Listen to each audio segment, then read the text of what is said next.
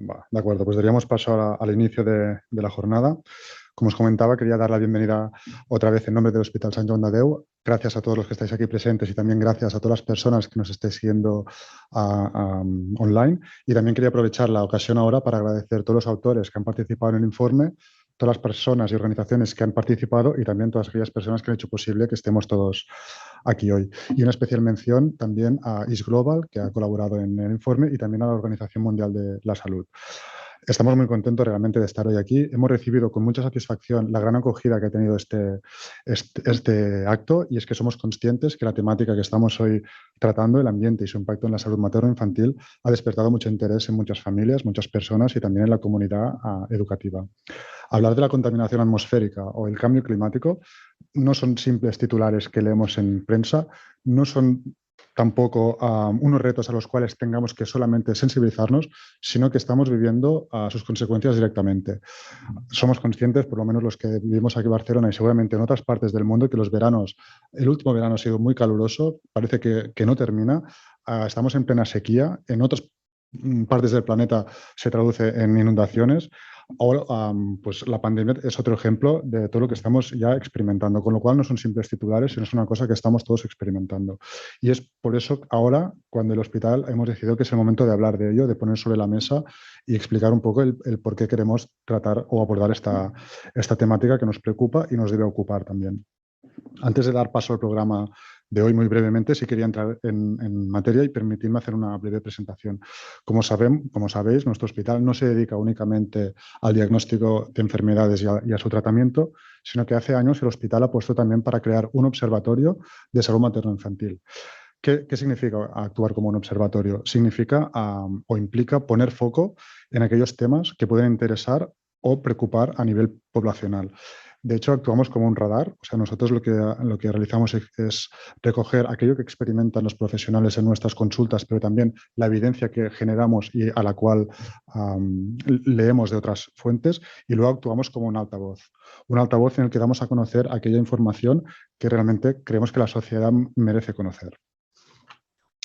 Nuestro último objetivo final no es solo sensibilizar ni concienciar, sino también ofrecer guías y pautas para poder actuar. De hecho, de esta premisa sale nuestro primer lema en Faros, que es el canal de promoción de la salud y el observatorio, de conocer para actuar. Si no conocemos, es difícil que podamos actuar de la mejor manera posible.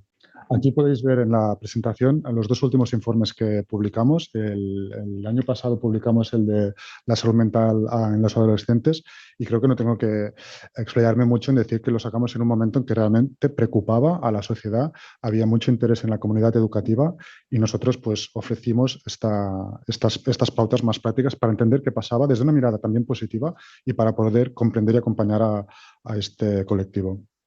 Dicho esto, sí quería introducir muy brevemente el informe, la temática que nos ocupa. Sabemos que nuestra salud y la de los niños y embarazadas no se puede desligar del entorno en el que vivimos. La exposición a toxinas y otros factores ambientales amenaza el frágil equilibrio entre lo que es la salud o una vida saludable y la mala salud.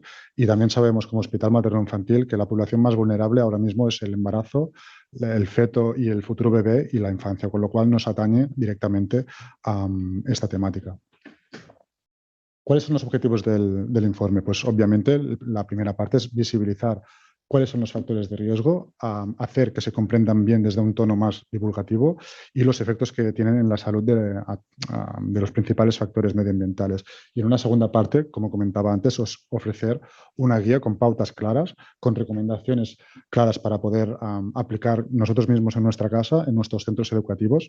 Y con ello también quiero lanzar un mensaje esperanzador, ¿no? Es decir, si podemos comprender qué está pasando y podemos pasar a la acción, pues tenemos de alguna manera mucho que hacer, ¿no? Como individuos, como escuelas, como hospitales, como centros de salud, etcétera. O sea, es la hora de actuar.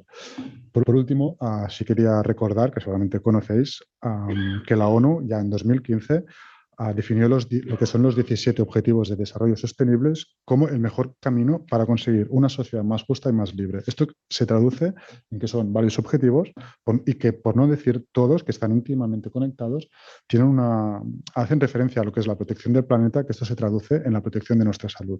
De hecho, hay un concepto que es el One Health, el Planet Health, y tenemos que tratar no solamente nuestra salud, sino también la de los animales, los ecosistemas, la biosfera y todo el planeta en general. Sin un planeta sano, sano, difícilmente tendremos una población sana y con el bienestar que perseguimos. Conseguir esto es cosa de todos, cada uno de nosotros, como hospital, no solo un tema de gobiernos, no solo un tema de grandes mandatarios que deciden grandes políticas, que también, sino que cada uno de nosotros podemos contribuir. Como hospital, ponemos nuestro granito de arena con este informe, cuyos ponentes que participarán presento a continuación. En primer lugar, después de mi pequeña introducción, daré paso al doctor Quique Bassat, que es epidemiólogo, pediatra de Sant Joan de Déu e investigador de CREA y de Global. Luego daremos paso a Elsa Ponset, que creo que no le falta mucha presentación porque todos la conocéis. Ella es escritora y divulgadora y nos explicará cómo la inteligencia emocional puede ser una herramienta para trabajar lo que se denomina optimismo inteligente. No introduzco más porque quiero que sea ella la que nos explique qué es este optimismo inteligente que suena muy bien. Luego daremos paso a una mesa redonda en la que participarán el doctor Marcelo Andrade, pediatra de Sant Joan de Déu y referente clínico del programa Vinclas con Primaria del Hospital, la doctora Lola Gómez, obstetra y ginecóloga y jefa del servicio de obstetricia y ginecología del hospital. Y luego hemos invitado a las figuras externas muy queridas por el hospital, que son Coral Regí, educadora y directora de la Escuela Virolai y presidenta del Fórum Europeo de Administradores de Educación de Cataluña. Tiene mucha experiencia en el ámbito educativo. Y luego Inma Marín, emprendedora y experta en educación y comunicación a través del juego y la gamificación. Es también presidenta del Kids Cluster de Productos Infantiles. Por último, daremos paso a la doctora Elena Codina, que nos presentará como un decálogo de las key points, ¿no?, de los puntos clave que queremos que os llevéis a casa. Ella es pediatra y es la referente de la Unidad de Pediatría Medioambiental del Hospital Sant Joan de Déu. Y no quería finalizar, obviamente, sin la colaboración de los alumnos del Liceu Politécnic, que aquí están presentes, que han colaborado en unos vídeos que luego pasaremos. Sí quería recordar, por último, que aquí, obviamente, es un informe muy completo que os podéis descargar ya en PDF gratuitamente a través de nuestra web de Faros, que no podemos tratar todos los temas porque es muy extenso. Os animamos a que os lo descarguéis y que lo podéis consultar tranquilamente. Y también os animo a que nos seguís en nuestras redes sociales, que nos seguís directamente a través de nuestra home, porque a lo largo del año, o sea, el informe no se presenta únicamente hoy aquí, no acaba aquí. Durante todo el próximo año iremos sacando distintas píldoras informativas de los distintos temas que tratamos, ¿de acuerdo? Haremos entrevistas, haremos formatos más audiovisuales, con lo cual os animamos a estar presentes. También os animo, por último, a que nos hagáis llegar todas las consultas que queráis a través del chat, que luego las responderemos. Y si faltara tiempo, siempre os animamos a que sigáis enviándonos vuestras consultas en nuestras redes sociales o a través del formulario de la web de Faros, que os daríamos respuesta. Y ya creo que no me olvido nada más. Ahora daremos paso al vídeo, un breve vídeo de bienvenido, fruto de la participación en el informe de María Neira y Marín Noel Brunet, que son directora y jefa, respectivamente, del Departamento de Salud Pública y Medio Ambiente de la OMS. Muchas gracias otra vez por estar aquí y esperamos que disfrutéis de la jornada. Gracias. Hola a todos, hola a todas. Es un verdadero placer acompañarlos en este importante lanzamiento. Gracias al Hospital Sant Joan de Déu, gracias a Faros por invitarnos a compartir algunas palabras en el lanzamiento de este importante informe.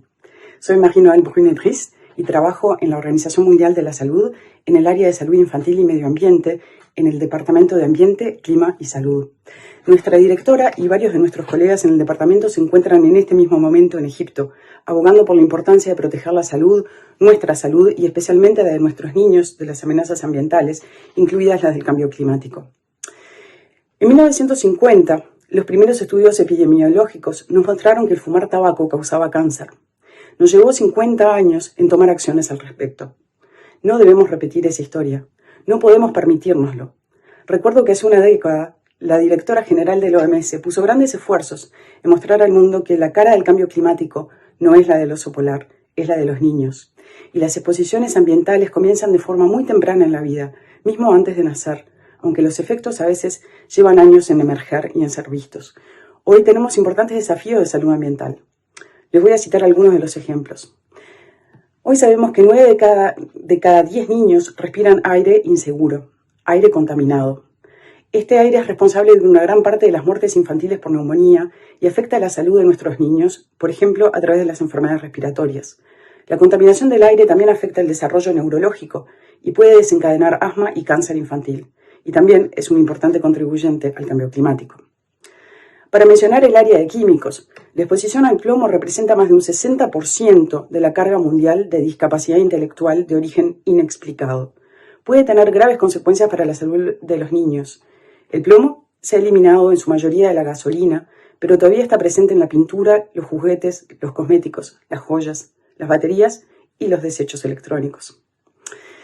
Hablando de desechos electrónicos, este es un peligro emergente. Los desechos electrónicos y eléctricos también es el flujo de desechos sólidos de más rápido crecimiento en el mundo, y solo 17% estamos reciclando. Cuando se recicla incorrectamente, expone a los niños a múltiples sustancias tóxicas que pueden conducir a una reducción del coeficiente intelectual, déficit de atención, daño pulmonar y mismo cáncer. Pero hoy tenemos una oportunidad increíble, como lo menciona el doctor García García en el prólogo del informe. En el marco de los Objetivos de Desarrollo Sostenible, los países están trabajando hacia metas para mejorar la salud ambiental de los niños para 2030. Además del Objetivo de Desarrollo Sostenible 3, que tiene como objetivo garantizar una vida sana y que siempre mencionamos en salud, los otros Objetivos de Desarrollo Sostenible son esenciales, especialmente si queremos preservar la salud y prevenir enfermedades en nuestros chicos. Mejorar la gestión de productos químicos y desechos, agua, saneamiento, higiene, la transición a una energía limpia para reducir la contaminación del aire y de esa forma poder frenar el cambio climático. Lograr estos objetivos asegurará que podamos evitar que 1 de cada 4 niños pequeños muera por causas ambientales que son prevenibles y también reducirán una cuarta parte de la carga de enfermedad en niños. Los niños podrán alcanzar su máximo potencial en la sociedad al reducir la exposición a muchos de estos contaminantes que también son neurotóxicos y que tenemos en nuestro entorno. Solo con la colaboración entre sectores y a distintos niveles podemos trabajar por un mundo que sea más saludable para nuestros niños. Ahora tenemos muchos acuerdos ambientales internacionales que los países han firmado. Tenemos también resoluciones de la Asamblea Mundial de la Salud y debemos asegurarnos que estos se implementen. Tenemos evidencia, información, herramientas. Sabemos cuáles son las políticas necesarias para abordar estos temas. Los jóvenes y los niños lo están pidiendo. Las familias y las comunidades nos lo exigen. Y como vemos en el informe que se lanza hoy, las soluciones prácticas son muchas. Es esencial que los profesionales de salud estén informados e informen y que puedan sentirse capacitados para establecer diálogos con otros sectores, con líderes, con las comunidades. Son respetados miembros de la sociedad. Y cuando la perspectiva es permitir una vida más saludable para nuestras futuras generaciones, es un lindo desafío. Qué importante oportunidad. Como vemos en las múltiples soluciones que promueve el informe que se lanza hoy, necesitamos a cada uno de ustedes y ya no hay excusa para tomar acción. Los invito ahora, con mucho placer, a descubrir el informe. Muchas gracias. Hola, muy buenas tardes a todos. La verdad es que es un lujo tener las palabras de la Organización Mundial de la Salud para apoyar el trabajo que estamos presentando hoy. Y de todo lo que ha dicho Marie Noël, me quedo con la frase de la cara del cambio climático no es la del oso polar, es la de los niños.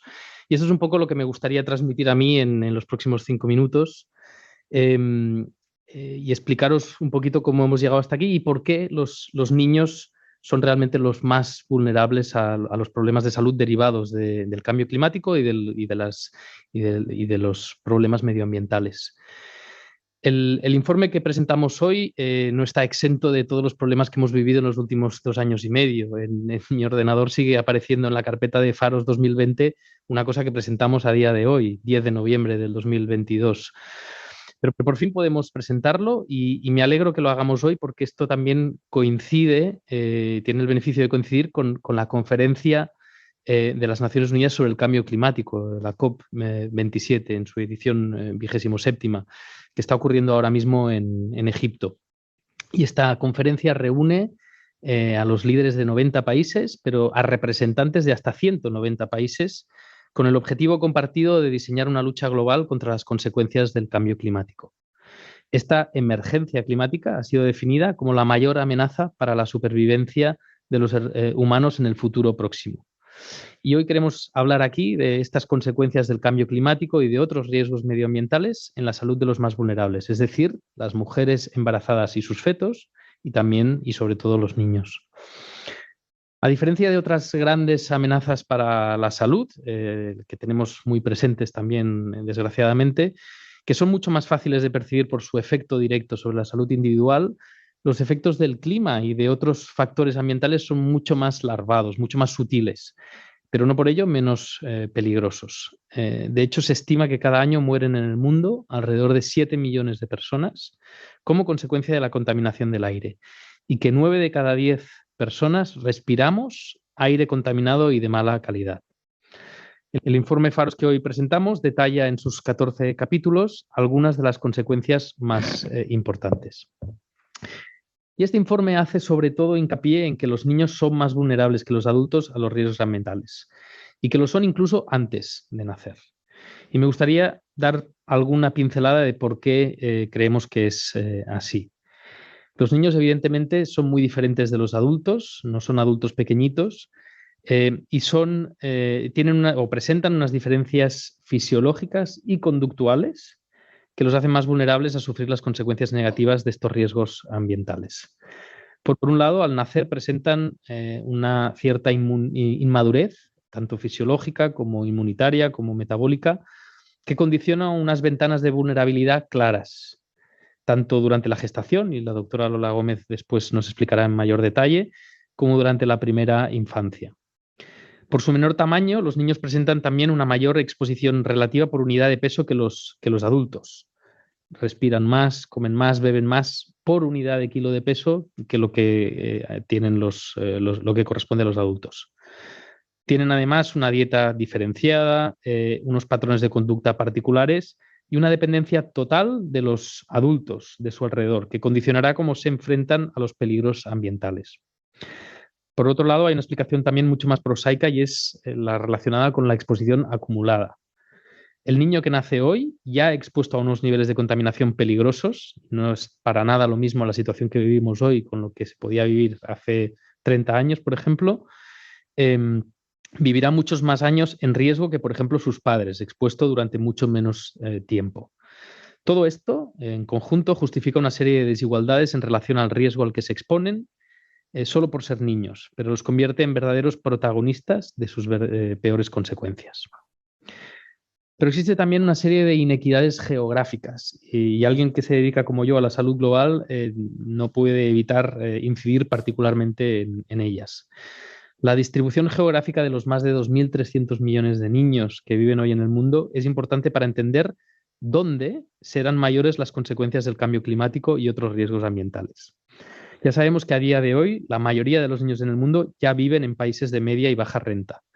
Pero es que además el crecimiento demográfico actual está gravemente sesgado hacia los países más pobres. Por poner algunos ejemplos, se calcula que tan solo en una generación, estamos hablando de los próximos 20-30 años, o sea, de aquí al 2050, 1 de cada 3 niños del mundo vivirán en África, el continente que más está creciendo ahora mismo. Y por poner otro ejemplo, a día de hoy, tan solo 2 de las 20 ciudades más pobladas del mundo están en África, pero en las próximas décadas, 13 de las 20 ciudades más pobladas del mundo serán megaurbes en el continente africano.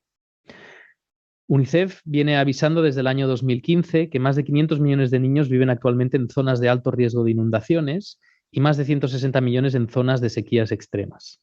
Y el problema es que todos estos niños que viven en zonas altamente vulnerables también son los que viven en aquellos países del mundo donde hay una mayor carga de enfermedad, donde los sistemas de salud son más frágiles, donde las estrategias de prevención son menos asequibles. Todo esto lo que hace es contribuir a perpetuar el riesgo y el ciclo intergeneracional de la pobreza, enfermedad y mortalidad prevenible. Y por desgracia, los niños seguirán siendo siempre los más afectados. El cambio climático es tremendamente injusto. Quienes menos contribuyen a este, más sufren y sufrirán sus consecuencias, tanto desde el punto de vista etario como geográfico. Se calcula que los países más pobres tan solo contribuyen a un 10% de todas las emisiones globales de gases de efecto invernadero, pero es allí donde más se verán las consecuencias negativas para la salud humana. Los niños, por sus particularidades fisiológicas y conductuales anteriormente citadas, sufrirán el 88% de la carga de enfermedad atribuible al cambio climático, el 88%. Con el informe Faros pretendemos contribuir a que todos seamos conscientes de estas inequidades y de sus consecuencias para la salud materno-infantil. Como pediatras o también como obstetras que somos, tenemos la responsabilidad profesional y moral de garantizar una adecuada salud para los niños de hoy y para aquellos que nazcan en los próximos años. Hemos llegado a una encrucijada evidente. Y seguir como estamos, seguir con el business as usual, no es factible ni es aceptable. Mantener este status quo conducirá a un mundo profundamente alterado en que la vida de cada niño nacido hoy se verá sustancialmente afectada. Debemos promover la acción climática. De hecho, la acción climática es el 13º objetivo de desarrollo sostenible planteado por las Naciones Unidas, y convertirnos todos en activistas climáticos y medioambientales, siguiendo el gran ejemplo de los más jóvenes, que son pioneros en esta área. Solo así podremos evitar que el cambio climático revierta muchos de los grandes logros en salud y supervivencia infantil conseguidos en los últimos 50 años. No podemos permitir que esto ocurra. Muchas gracias. Mientras le pido a los ponentes de la mesa redonda que vayan subiendo aquí a la mesa, me gustaría presentaros una serie de vídeos que han preparado los alumnos de cuarto de la ESO del Liceu Politécnic de Sant Cugat. Son 4 vídeos, uno del profesor y 3 de los alumnos, intentando responder a por qué es importante cuidar del medio ambiente y cuáles son los efectos sobre la salud. Hola, soy Franca Ferraro, alumna de cuarto de ESO del Liceu Politécnic. En mi opinión, cuidar el medio ambiente es un hecho muy importante, ya que no podemos permitirnos perder biodiversidad para asegurar la subsistencia del hombre. El hombre utiliza elementos del medio ambiente para poder cubrir sus necesidades, pero los factores que cambian el ambiente influyen de manera negativa al hombre, causando enfermedades como respiratorias, cardíacas o de un mayor riesgo. También cambios en el estado de ánimo como el estrés. Hola, soy Irene Tomás, de la clase de cuarto ESO del Liceu Politécnic, y en mi opinión, tener en cuenta el medio ambiente a la hora de tomar decisiones y crear hábitos en nuestra vida es muy importante, ya que el deterioro del medio ambiente afecta negativamente tanto a nuestra salud física como mental, ya que ingerimos alimentos que pueden haber sido contaminados y también respiramos aire con polución, y también la contaminación acústica nos puede afectar negativamente. Hola, soc l'Elia Ortiz de l'Escola Liceu Politécnic i considero que cuidar del medi ambient és molt important perquè és el medi en el que ens relacionem. Així que, si el fem malbé, nosaltres també sortirem perjudicats. Els residus que generem poden acabar en l'aigua que bevem o el menjar que mengem i l'aire que respirem i, per tant, causar-nos malalties tant físiques com mentals. Perquè estar envoltat de pol·lució i soroll ens pot perjudicar el nostre estat d'ànim i crear-nos estrès o angoixa. Hola, soc Pere Mas, professor de Ciències i Tecnologia del Liceu Politécnic de Sant Cugat. Considero importantíssim abordar la problemàtica mediambiental a les escoles, ja que cada vegada hi ha més informació, com alguns informes de Nacions Unides que apunten a un augment dels trastorns a nivell cognitiu en persones exposades als índexs de contaminació des de la infància. Fins i tot s'arriba a relacionar amb una davallada del coeficient intel·lectual en aquestes mateixes poblacions. Per tant, considero que és una feina primordial des de les escoles fomentar hàbits y donar arguments als alumnes perquè entenguin lo necessari que es cuidar y protegir el medio ambiente. Hemos hecho antes una llamada al activismo climático y los jóvenes tenéis que ser los grandes protagonistas de este activismo climático. Bueno, tenemos una mesa de lujo ahora para los próximos minutos con Inma, con Lola, con Marcelo y con Coral. Voy a empezar con una pregunta para cada uno de ellos y luego me gustaría que fomentáramos un poquito de debate y de discusión. Sé que podéis enviar preguntas a través del chat. Yo no las veo necesariamente, pero me las van a ir chivando. Si no, ya iremos improvisando esta discusión. Y me gustaría empezar con Lola y dándole un poquito de protagonismo a la mujer embarazada y a lo que la mujer embarazada lleva dentro, lógicamente. Y me gustaría preguntarte, Lola, si la exposición al ambiente perjudica a la mujer durante su embarazo. Si es así, ¿cómo lo hace? ¿Y qué recomendarías tú a las mujeres embarazadas para poder minimizar estos riesgos? Gracias por la pregunta. Bueno, está claro que el ambiente tiene una influencia muy importante en lo que es la salud de las personas. Hablamos ya de un concepto nuevo que se llama salud ambiental, es decir, es un gran determinante. El ambiente, cuando hablamos de ambiente, ¿de qué hablamos? ¿No? Pues hablamos de hábitos de vida, saludables o no. Por ejemplo, el ambiente también es si decidimos fumar, si decidimos beber o tomar medicamentos a lo mejor no justificados. Eso también es ambiente.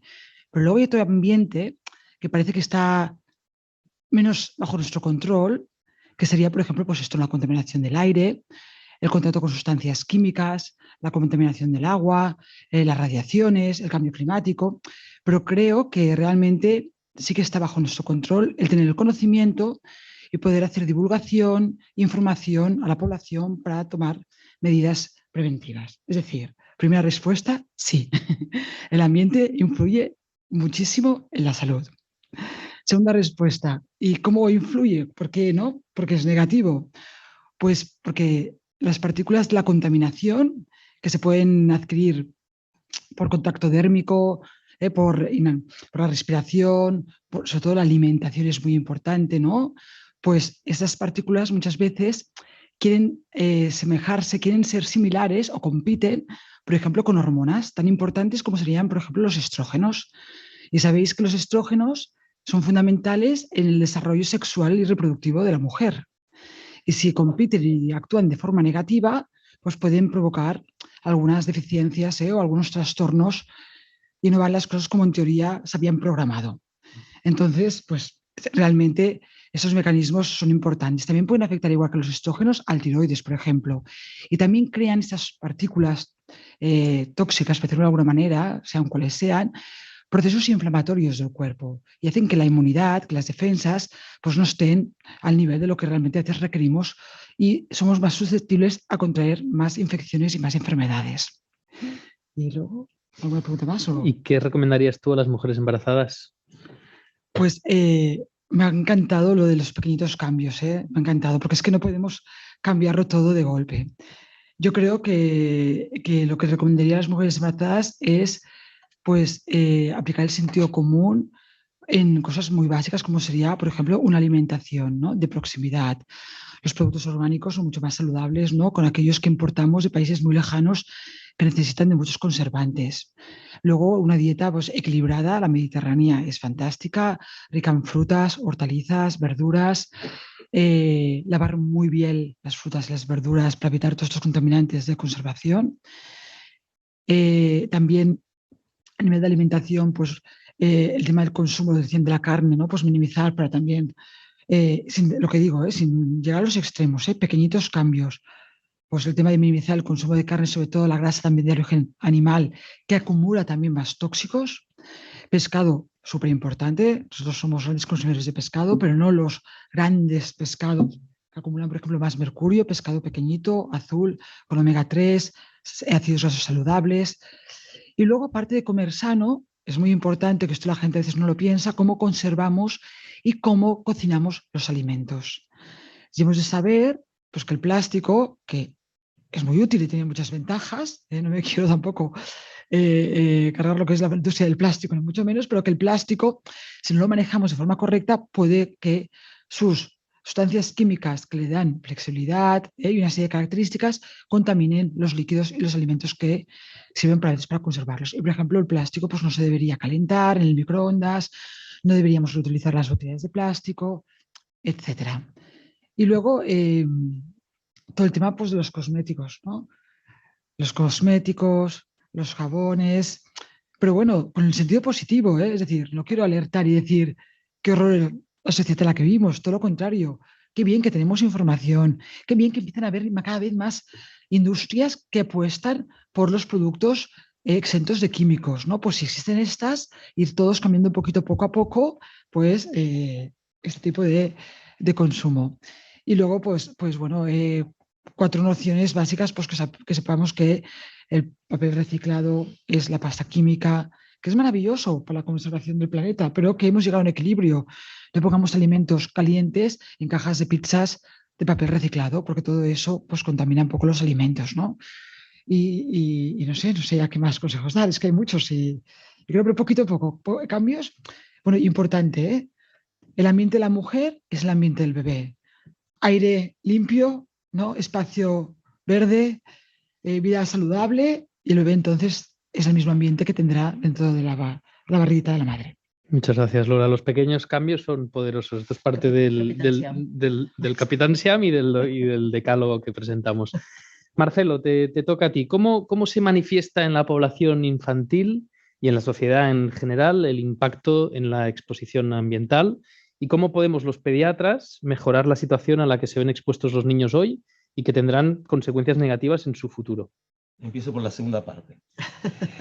A ver si se oye mejor. Primero, el objetivo de la pediatría fundamental es optimizar que los niños funcionen bien en el día a día.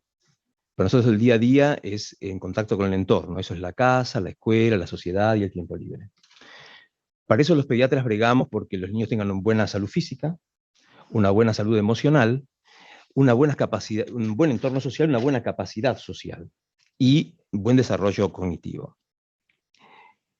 Y no quiero dejar de nombrar lo que Elsa comentó, porque realmente me impactó mucho. Nosotros cuando decimos que queremos optimizar, a los padres les decimos, qué importante es que los niños usen los dos hemisferios del cerebro, no uno solo.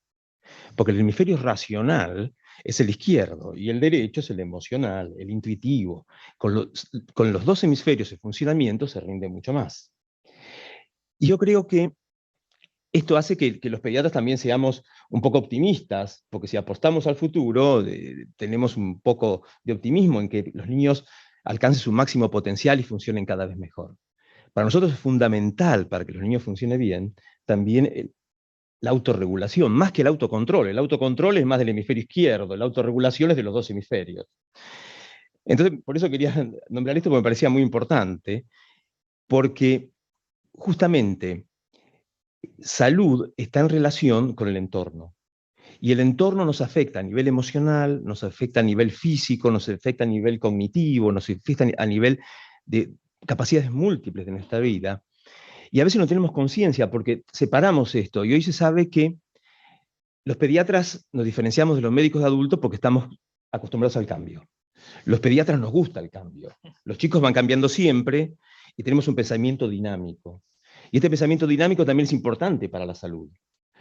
Y lo que quiero transmitir es este pensamiento de la salud que es dinámica. La salud va cambiando, es acumulativa. Hay periodos vulnerables y sensibles de la salud. En esos periodos vulnerables y sensibles nosotros podemos decir a la familia, dar consejos para evitar daños, que es la prevención, pero sobre todo podemos dar pautas de guía anticipatoria para vivir mejor, que es la promoción. Eso lo hacemos en múltiples aspectos, físicos, psíquicos, cognitivos, y también lo hacemos con esto de la salud ambiental, porque sabemos que el impacto que causan los accidentes en los niños, el impacto que causa una familia con problemas psicosociales, el impacto que causa una familia, un chico expuesto a gérmenes peligrosos, o a una agua poco segura. Entonces creo que nosotros tengamos este pensamiento dinámico y optimista nos va a permitir, como pediatras, poder lograr que los chicos alcancen su máximo potencial. Un concepto que quería incorporar aquí es que cuando uno habla de salud ambiental, muchas veces hablamos del daño clínico, pero también un daño subclínico.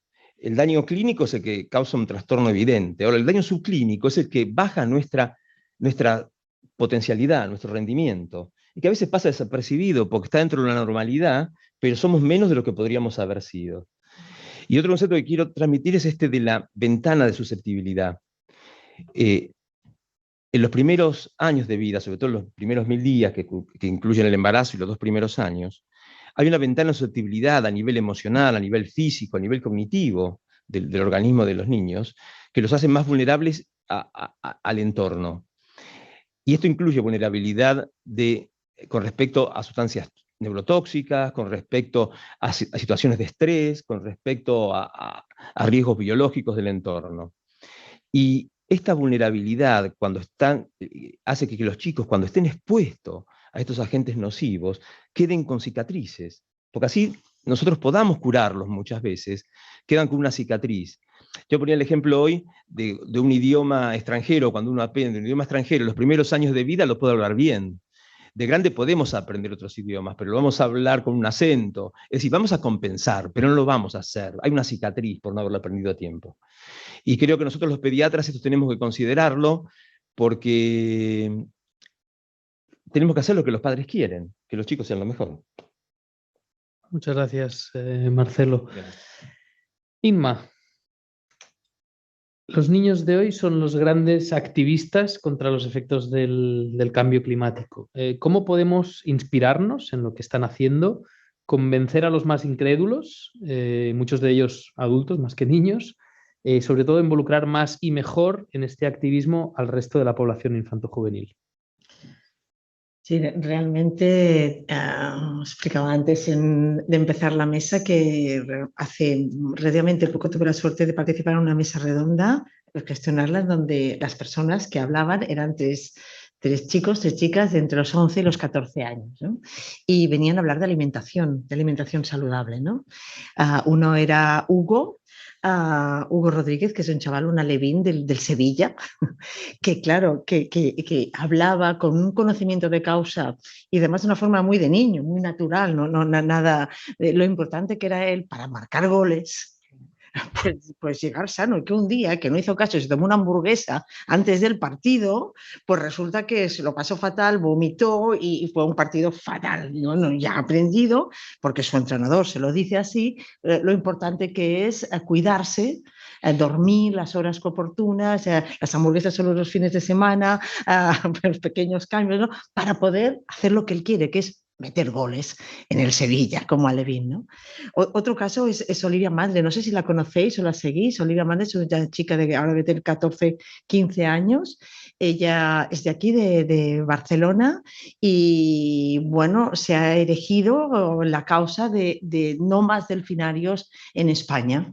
Ha conseguido llevar su propuesta, ha recogido, no sé si son 30.000 firmas aproximadamente, para llevar su propuesta al Senado, para conseguir con lo que es su proyecto vital, ¿no? Que es que los delfines puedan vivir en la naturaleza. Y incluso ha inventado un aparato para recoger esos microplásticos, no micros, sino grandes plásticos por las costas catalanas, para poder limpiarlas de plástico para la vida de los animales, ¿no?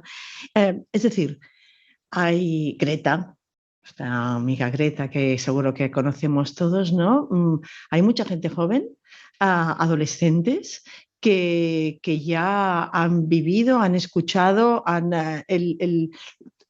las necesidades que comporta, el compromiso que comporta este cambio climático, esta mejora de la vida, de la salud del planeta y por tanto la nuestra, como decía finalmente en su exposición Elsa, no somos uno. Esta idea de somos uno está calando cada vez más entre la gente joven, y no solamente calando, sino que además hay gente joven que se erige, esta generación Z, ¿no? que se erige y es capaz de coger un micro y exponerla. Yo creo que es muy importante escuchar. Los adultos nos cuesta escuchar a la gente joven, ¿no? Nosotros estamos elegidos con los que sabemos, tenemos estudios, tenemos carreras, tenemos experiencia, ¿no? Y nos parece que nos cuesta escuchar, ¿no? Por eso escucharles. La segunda cosa sería preguntar.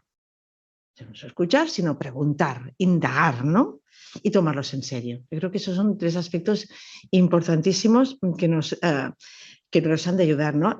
Olivia Mandre, una de las frases que utiliza tiene un Instagram muy activo, dice: en el futuro nos preguntaremos si hicimos todo lo necesario, y la respuesta la tenemos hoy. Y eso nos lo dice a los adultos. Hoy nosotros estamos tomando decisiones que van a afectar su futuro. Y cuando nos preguntemos si hicimos todo lo necesario, pues habremos de poder decir que sí. La única forma de decir que sí es con un compromiso real ahora, ¿no? Escuchamos pocos, decía, y además estamos como tenemos poca capacidad de asumir los retos que ellos nos proponen, ¿no? Yo siempre digo, no se trata tanto de preguntar para que nos ayuden a resolver los problemas que hemos generado nosotros mismos, que es de nuestra responsabilidad, sino preguntar para aprender realmente, ¿no? Cuáles son sus necesidades, cuáles son sus ideas, cuáles son sus propuestas, ¿no? Antes Elsa decía una cosa que me voy a atrever, entiendo lo que ella quería decir, pero me voy a atrever a discrepar, ¿no? En un momento determinado ha dicho enseñar a las generaciones más jóvenes a adaptarse al cambio. Yo creo que no, que es justamente lo contrario, es aprender de las generaciones jóvenes adaptarnos al cambio. Porque como ella muy bien decía, y me ha encantado esa fórmula matemática que pone más miedo, menos creatividad, menos curiosidad.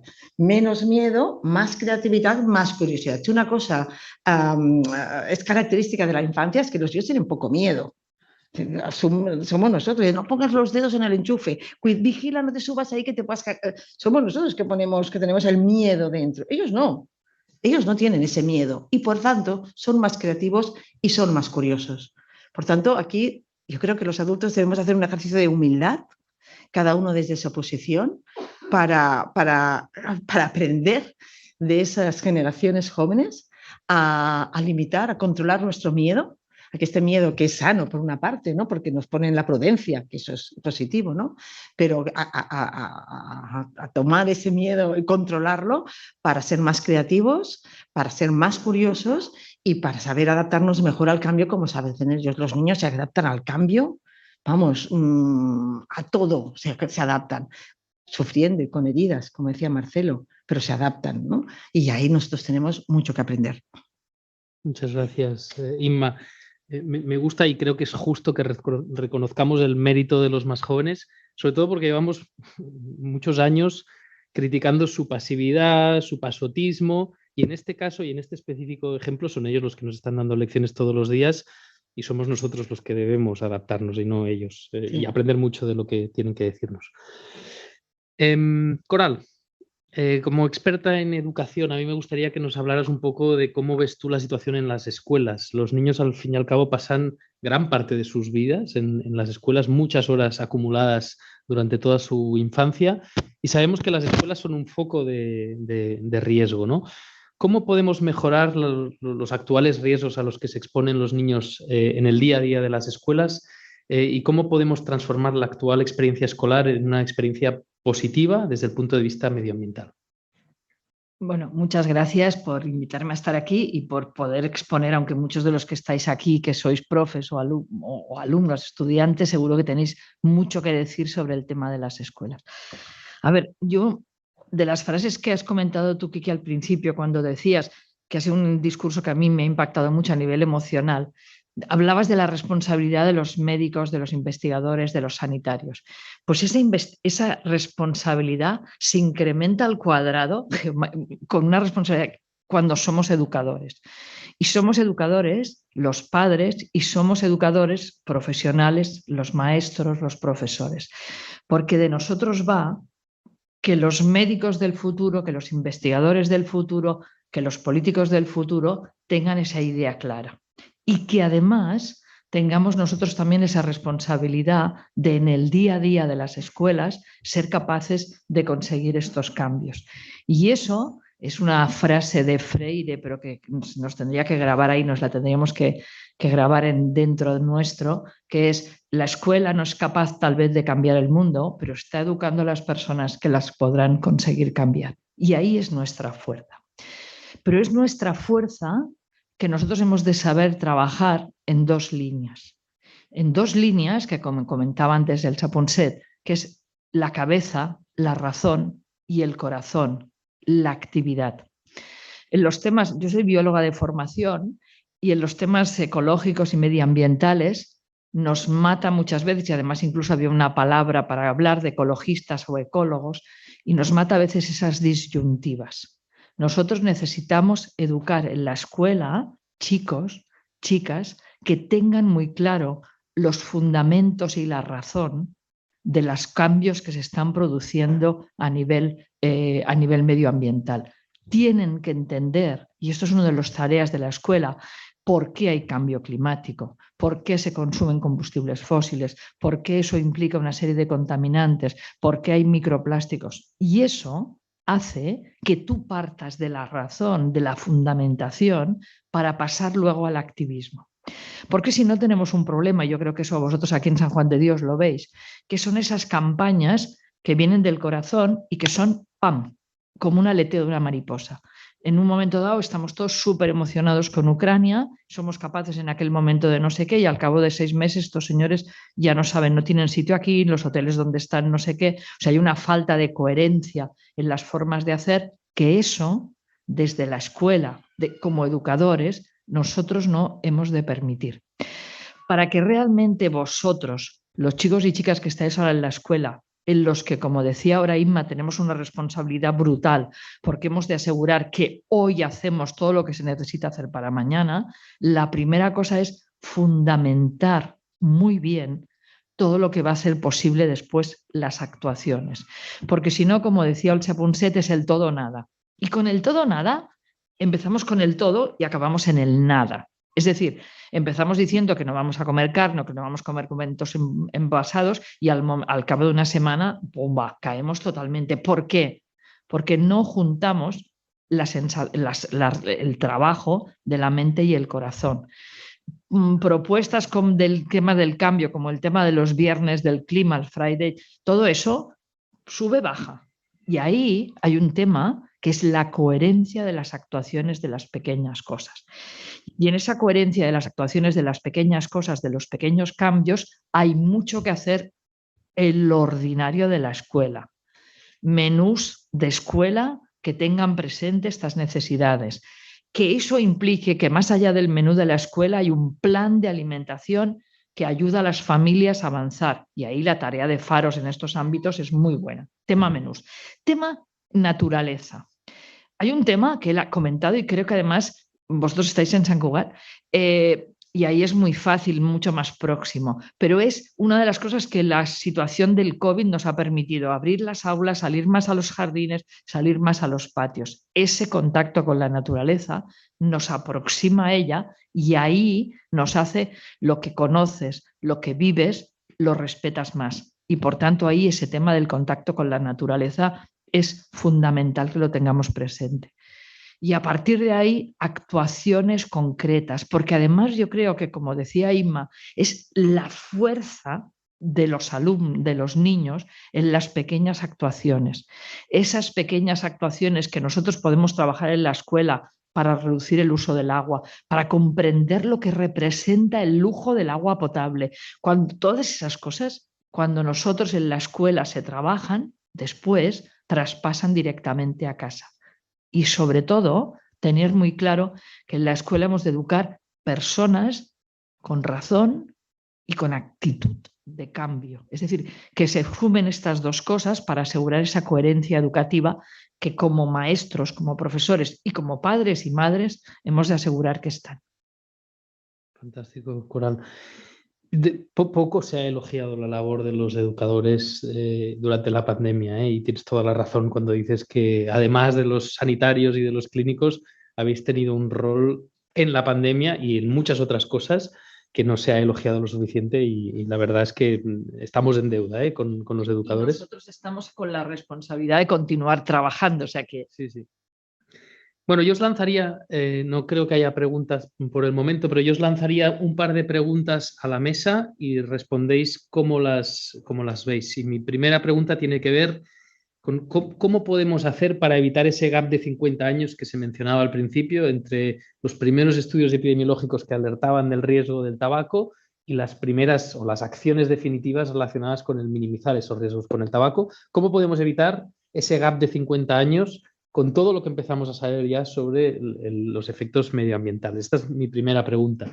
Y mi segunda pregunta es cómo trabajamos con un frente común para lidiar con todos los problemas relacionados con las fake news, con el negacionismo de un problema tan obvio que científicamente está más que demostrado y que a pesar de ese tenemos todos los días que escuchar a gente que minimiza ese problema, o como la presidenta de la Comunidad de Madrid que directamente dice que no existe el cambio climático, es una cuestión de los comunistas.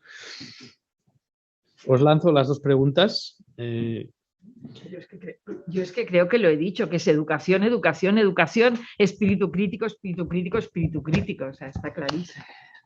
Lo que podría agregar es que nosotros los médicos hacemos generalmente, los pediatras, una atención individual.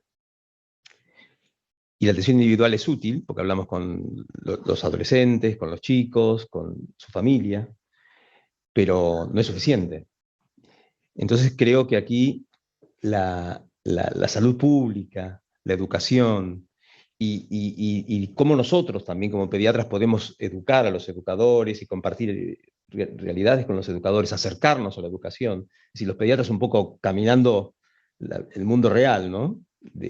Más cerca de la educación, que creo que en el futuro esto tendría que darse, va a hacer que hagamos un equipo, porque si no nos quedamos en el despacho. Pero creo que nuestra función es, por un lado, con la familia, con el paciente, y por otro lado también con la sociedad, con la salud pública, con compañeros, con servidores, ¿no? Los médicos y los epidemiólogos y los salubristas curan poblaciones, no curan individuos, ¿eh? O sea que existen los caminos, pero me parece muy acertada tu reflexión. ¿Lola? Yo quería añadir que, bueno, que está claro que en la vida no se avanza si no es en equipo. Iremos más lentos, pero llegaremos más lejos. Entonces, eso es un claro ejemplo, ¿no?, del trabajo multidisciplinar, ¿no? A que nos hemos de coordinar todos y poner toda la energía a todos los niveles. Hay dos pilares fundamentales, que es educación, asignatura obligatoria en las escuelas, del tema de salud, bueno, de hábitos de vida, ¿no?, para construir un mundo más saludable entre todos. Pero luego está claro que la vista individual puede ser menos efectiva, pero por ejemplo nosotros, ¿no?, yo creo que a nivel de las sociedades científicas, los investigadores, tenemos un peso importante, ¿no? Por ejemplo, la sociedad esta que yo he comentado, la FIGO, que es la Sociedad Internacional de Obstetricia y Ginecología, tiene un comité de cambio climático, ¿no?, y de toda la influencia de la contaminación ambiental para poder ayudar a la salud de las mujeres en nuestro caso, pero tampoco excluimos a los hombres, porque todo el tema periconcepcional también es muy importante, y los hombres también están expuestos a la contaminación, y la calidad del semen también influye en la salud de las futuras generaciones. Pero dicho esto, yo creo que también los profesionales que podemos manejarnos en sociedades científicas internacionales tenemos una responsabilidad muy clara. Por ejemplo, la FIGO, esa sociedad, ya ha ido al Parlamento de la Comunidad Económica Europea, ella está intentando cambiar temas de legislación, y claro, aquí se va hay todo el tema político, ¿no?, y todo el interés económico, ¿no?, de las grandes empresas.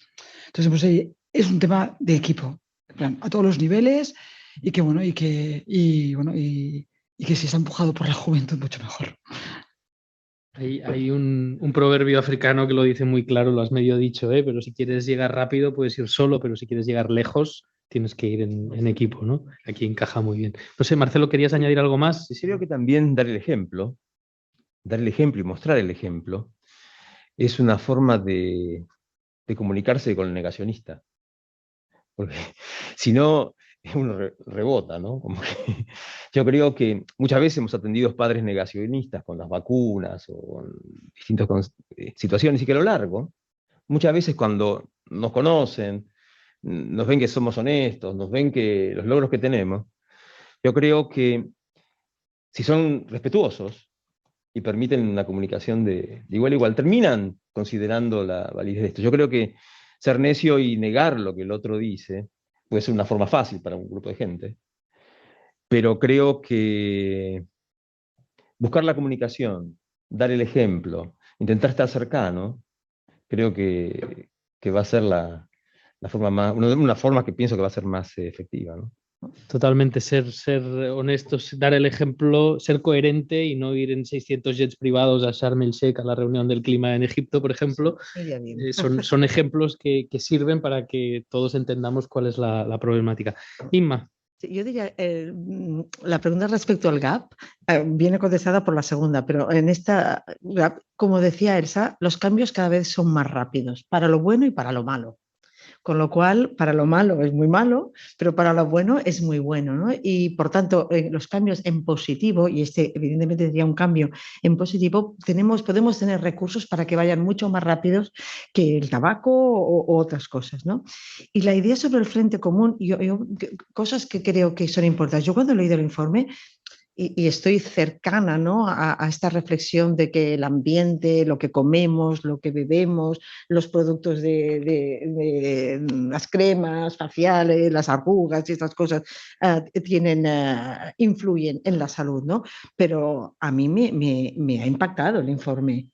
Me ha impactado y tanto de aquello que está en mis manos o en nuestras manos, de aquello que está menos en nuestras manos, y que por tanto una primera cosa que me venía a la cabeza es la bondad de este informe en el sentido de que pone un problema muy desconocido o bastante desconocido encima de la mesa y pone luz a una serie de problemáticas que seguramente están como, bueno, que pasan un poco desapercibidas. Hablamos de sostenibilidad y esto es una parte importantísima de sostenibilidad, pero en cambio no se mezcla, no aunas una cosa, no es evidente que una cosa tenga que ver con la otra, no resulta evidente. Por tanto, hace falta socializar más este problema, darlo a conocer, ¿no? Como decía, a mí también me ha gustado mucho escuchar a Ariane decir que bueno, esto es el comienzo de una serie de divulgaciones y de trabajo que va a servir para todo el año, porque realmente hay ateca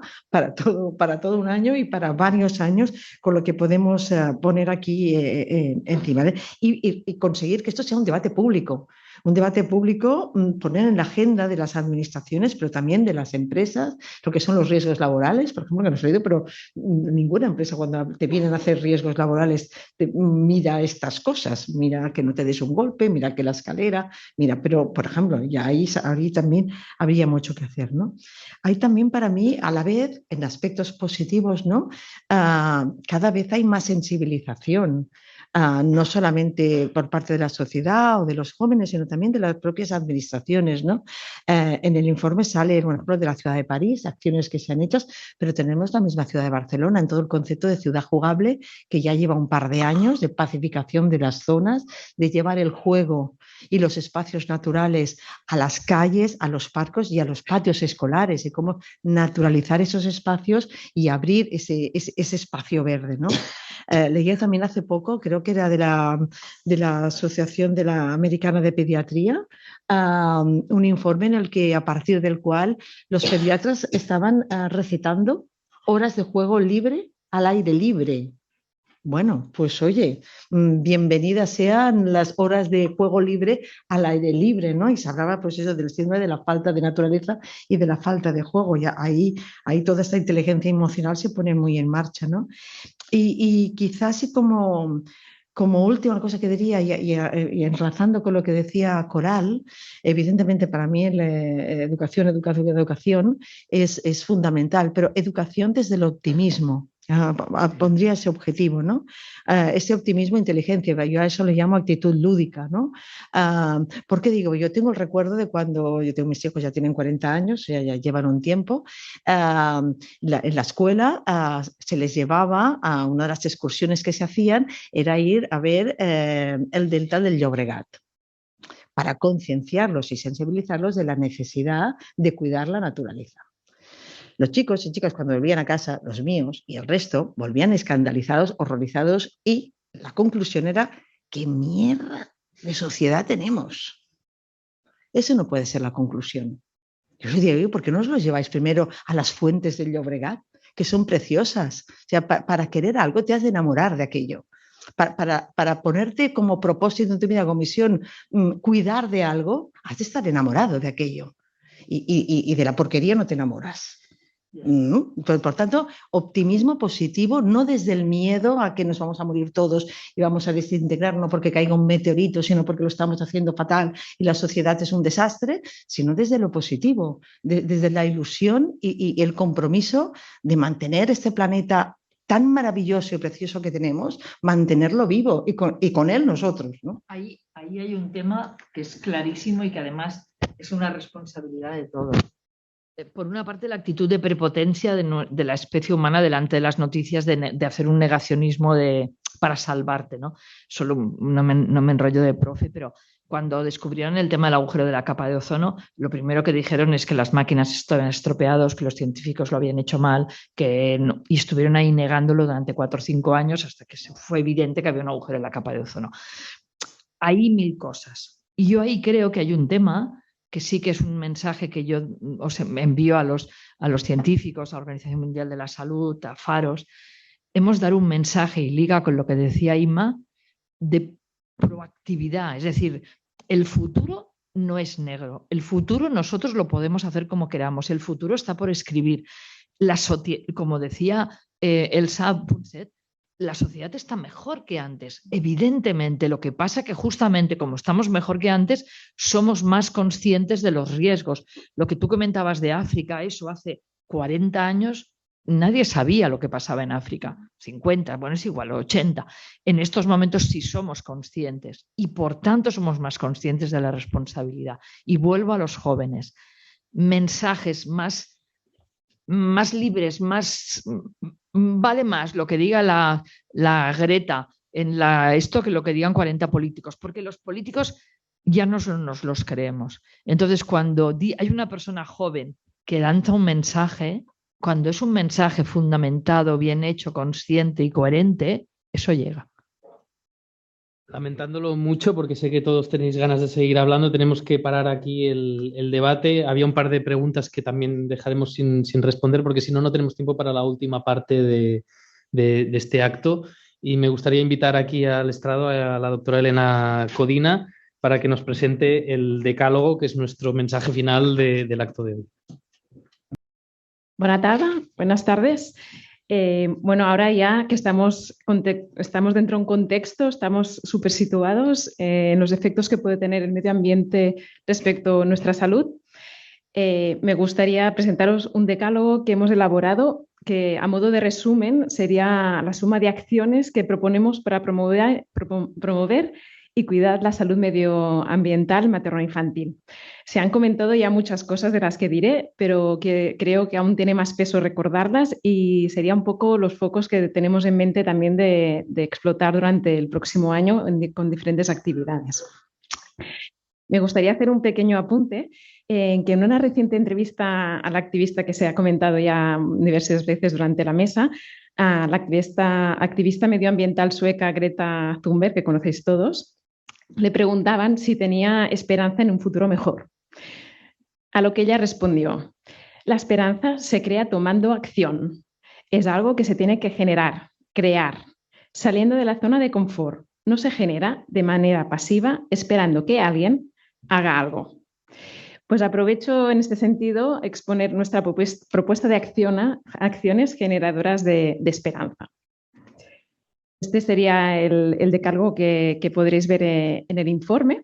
Le hemos desglosado con los títulos y le hemos dado peso a cada uno de ellos explicando los puntos claves. Antes de empezar, proponemos tomar conciencia de la importancia que comporta realizar ciertos cambios. Se ha comentado anteriormente la vulnerabilidad de la infancia y de las mujeres embarazadas a su entorno, por sus características físicas, conductuales y biológicas, que pueden plantearnos en cómo comemos, cómo cocinamos, cómo compramos, cómo vestimos y, en consecuencia, a responsabilizarnos de cómo vivimos y sus posibles consecuencias. Ya no me extenderé mucho más porque la doctora Lola Gómez ha entrado mucho en detalle. Y en esta misma línea es muy importante en este informe subrayar la importancia de cuidar la salud e insistir en transmitir hábitos saludables en las mujeres embarazadas. Aquello que influya o en el entorno, ¿no?, en el que se desenvuelva una mujer embarazada puede tener consecuencias para toda la vida de su futuro hijo y, a su vez, en las células que ya residen en este futuro hijo, que, por lo tanto, interviniendo en una mujer embarazada, y ya desde que se planifica el embarazo, podemos repercutir en 3 generaciones a la vez. Alimentación sostenible. Para ello, os proponemos analizar lo que consumimos y de dónde proviene lo que consumimos. Ya se ha comentado también anteriormente que nosotros proponemos basar nuestra dieta en productos vegetales, eliminando productos procesados y ultraprocesados y, a su vez, moderar el consumo de alimentos de origen animal por las consecuencias que también se han comentado anteriormente en la mesa. Por otro lado, proponemos que los alimentos sean de proximidad, de temporada y, a poder ser, orgánicos ecológicos. El agua es un punto sensible después también del verano que hemos sufrido y sabemos que es un bien escaso. Queremos promover la concienciación de su uso razonable dentro de nuestras posibilidades y situaciones, cada uno en medida de lo que se crea capaz de realizar.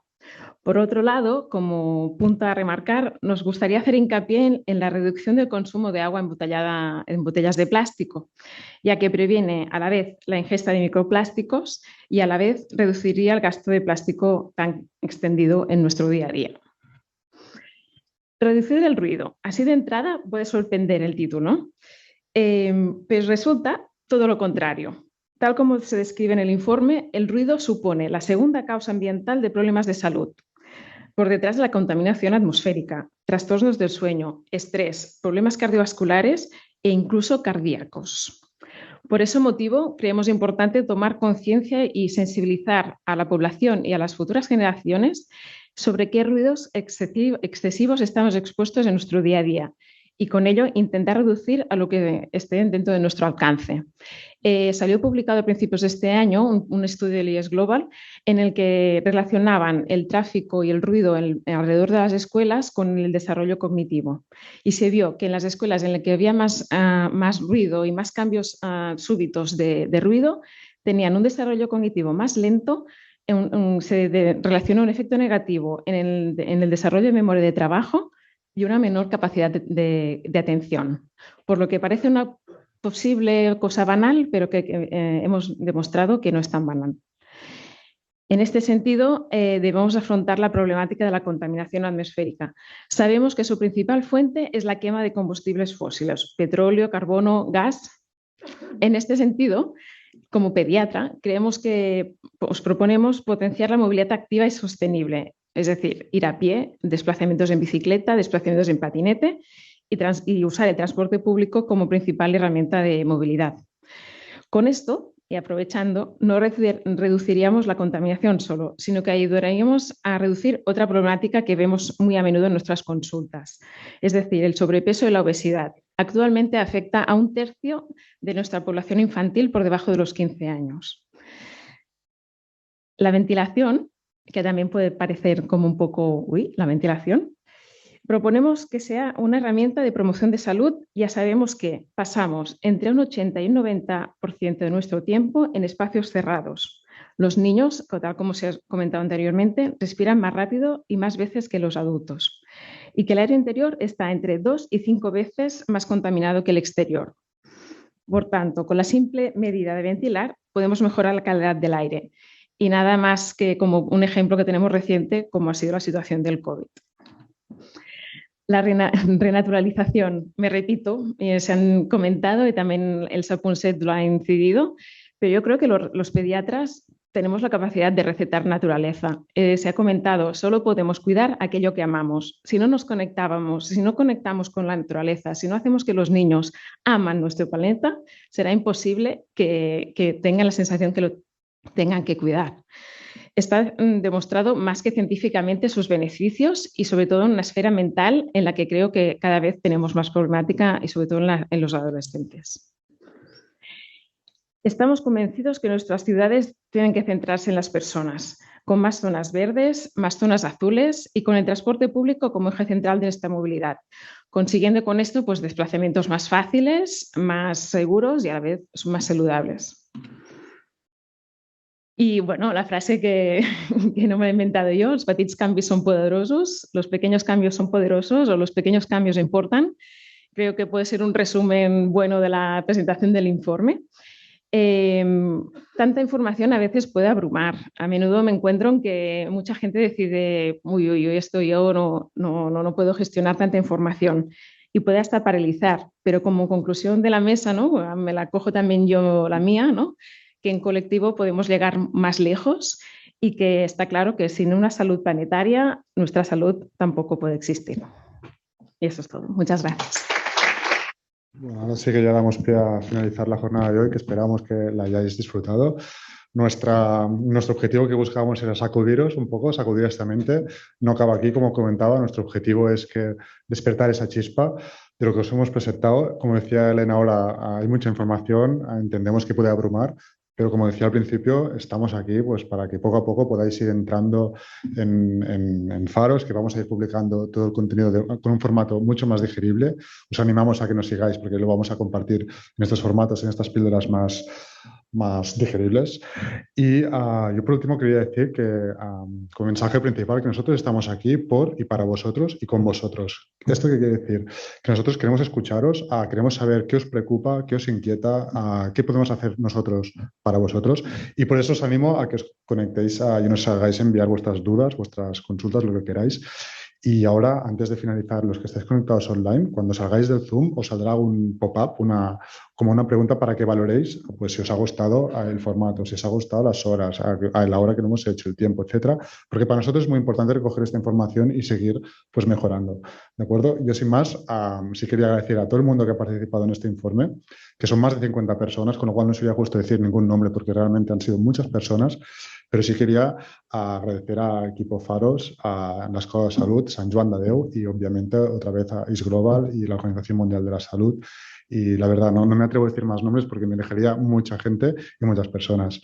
Y nada, a recordar que tenéis el PDF gratuitamente para descargaros en la web de Faros y sin más, pues recordar que hemos grabado la sesión y también se podrá consultar. Muchas gracias de nuevo y hasta la próxima. Gracias.